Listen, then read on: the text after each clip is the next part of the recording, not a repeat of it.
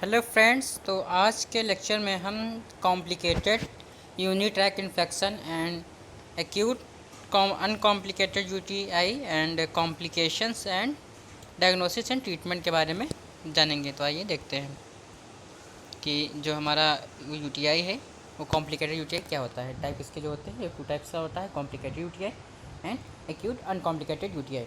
तो a complicated urinary tract infection is a urinary infection occurring in a patient with a structural and functional abnormalities of a urinary tract या फिर urinary tract में। ठीक है, तो ये complicated urinary tract infection जो होता है ये यूरिनरी इन्फेक्शन है जो कि पेशेंट में स्ट्रक्चरली और फंक्शनल मतलब स्ट्रक्चर और फंक्शन के संबंधित में जो एबनॉर्मलिटीज़ आ जाती हैं, जो कि यूरिनरी ट्रैक्ट इन्फेक्शन में जो एबनॉर्मलिटीज़ आ जाती हैं उसके कारण होता है।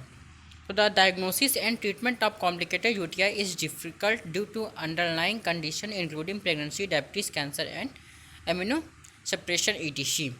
तो जो डायग्नोसिस एंड ट्रीटमेंट होता है इससे कॉम्प्लिकेटेड यूटीआई का, ये बहुत ही डिफ़िकल्ट हो जाता है अगर जो कोई पेशेंट इन कंडीशंस में होता है, जैसे कि उस पेशेंट्स को डायबिटीज़ हो या फिर प्रेगनेंसी है या फिर कैंसर है या फिर इम्यून सफिशिएंसी है, या इस टाइप के जो कंडीशंस होती हैं अगर उसमें वह है तो इसका डायग्नोसिस ट्रीटमेंट बहुत ही कॉम्प्लिकेटेड हो जाता है।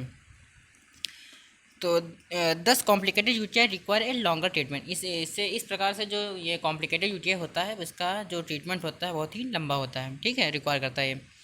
फिर आता है द एक्यूट अनकॉम्प्लिकेटेड यूटीआई। तो it is a most common infection.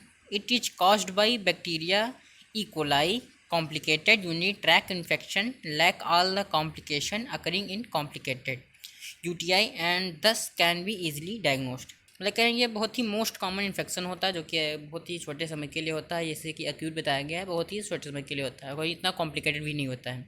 तो ये ई कोलाई जो बैक्टीरिया होता है उससे कॉज होता है। ठीक है, एंड जो कॉम्प्लिकेटेड यूटीआई में जो सारे जो कॉम्प्लिकेशंस होते हैं वो इसमें नहीं होते, इसमें उसकी कमी होती है। ठीक है, एंड इसीलिए ईजिली डायग्नोस किया जाता है और ट्रीटमेंट भी इसका ईजिली हो जाता है।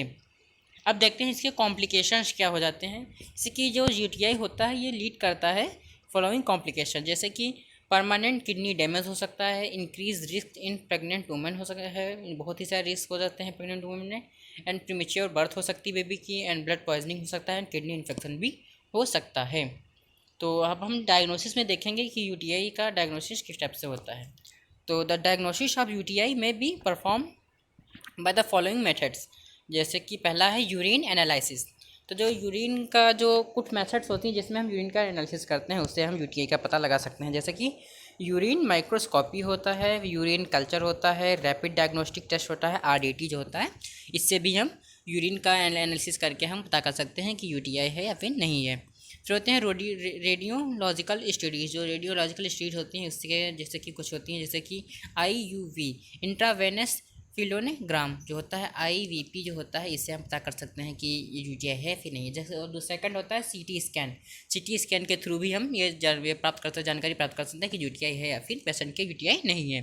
फिर आता है अल्ट्रासाउंड, एंड फोर्थ आता है urodynamic study. Urodynamic study and ultrasound के थ्रू भी हम पता कर सकते हैं कि ये यूटीआई है पेशेंट क्या फिर नहीं है। फिर इसका ट्रीटमेंट आता है। तो ट्रीटमेंट जो होता है ये टू टाइप से हो सकता है। पहला होता है नॉन फार्माकोलॉजिकल अप्रोचेस, मतलब कि जो कि मेडिकेशन नहीं अप्लाई करता, जो डेली जो डाइट होती है हमारी, कुछ जैसे डाइट में चेंज कर लेंगे, या फिर जो हमारी लाइफ स्टाइल है इससे संबंधित होते हैं नॉन फार्माकोलॉजिकल। फिर आता है मेडिकेशन होता है, या मेडिकेशन कह सकते हैं, या फिर फार्माकोलॉजिकल अप्रोच, उसमें हम जो दवाइयाँ लेते हैं उससे संबंधित होते हैं। तो पहला हमारा है नॉन फार्माकोलॉजिकल अप्रोचेस।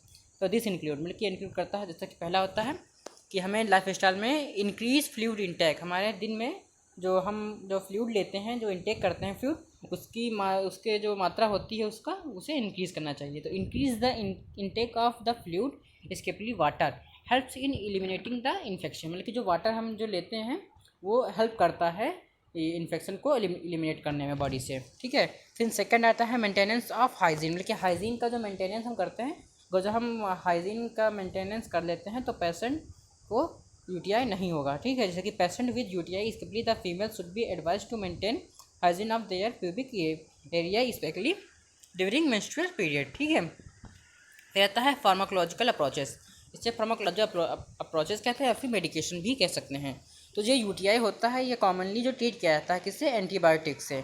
ठीक है, तो दिखा है कि antibiotics are the most common treatment for urinary tract infection, मतलब कि यूटीआई के लिए जो हमारी एंटीबायोटिक्स होती हैं बहुत ही यूज़फुल होती हैं। ठीक है, यूज़फुल होती हैं। तो इससे क्या होता है, drug commonly recommended for simple UTI include, मतलब कि जो कॉमनली ड्रग्स होती हैं जो कि रिकमेंड की जाती हैं यूटीआई को ट्रीट करने के लिए, जैसे कि होती कौन सी होती हैं, जैसे कि ये दिए गए हैं, ट्राइमेथोप्रीन होती है, सल्फाना मेथोक्सोल होती है, फिर मेनोरोल होती है, नाइट्रोफुराटोइन होती है, माइक्रोडाइनिन माइक्रोडोर्बिट भी कहते हैं इसे, फिर सेफ्लावैक्सिन होती है, इसे कैफ्लेक्स भी कहते हैं, एंड सेफ्ट्राइऑक्सेन भी होती है। ठीक है, फिर आता है जो क्रॉनिक यूटीआई हमारा जो होता है, जो इससे बहुत ही लंबे समय के लिए जो यूटीआई हो जाता है, यूरिनरी ट्रैक्ट इन्फेक्शन होता है, उसके ट्रीटमेंट के लिए हम क्या करते हैं, इफ़ यू हैव 3 और मोर यूटीआई ए ईयर, जैसे कि अगर जो तुम्हारे एक साल में 3 या फिर उससे अधिक बार यूटीआई होता है, तो एक्स योर डॉक्टर, मतलब कि डॉक्टर से आप पूछिए और उसका ट्रीटमेंट रिकमेंड करिए। ठीक है, एक पूरा ट्रीटमेंट प्लान जो देगा आपको डॉक्टर। ठीक है, तो उस ट्रीटमेंट प्लान में सम ऑप्शन इंक्लूड्स टेकिंग, मतलब कि कुछ ऑप्शंस होते हैं जो कि लेने पड़ते हैं,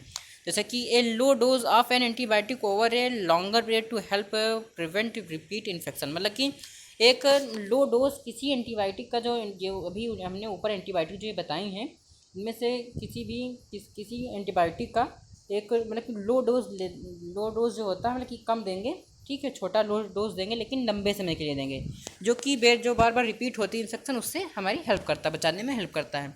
फिर a single dose of antibiotic after sex which is commonly infection trigger. ठीक है, फिर होता है antibiotic for 1 or 2 days severely every time symptoms appear, मतलब कि जब एंटीबायोटिक्स जब लो, जब हमें 1 or 2, ठीक है, 1-2 दिन जब हमें सिम्टम्स दिखें। एंड नॉन एंटीबायोटिक्स प्रॉक्सिलैसिस ट्रीटमेंट भी चलता है इसी में।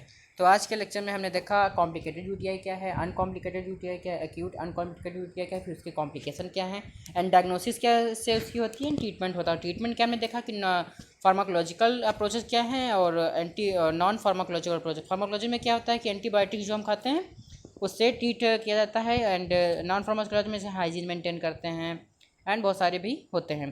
तो अगर जो वीडियो पसंद आया तो लाइक करिए, सब्सक्राइब करिए और अपने फ्रेंड्स के साथ भी शेयर करिए। एंड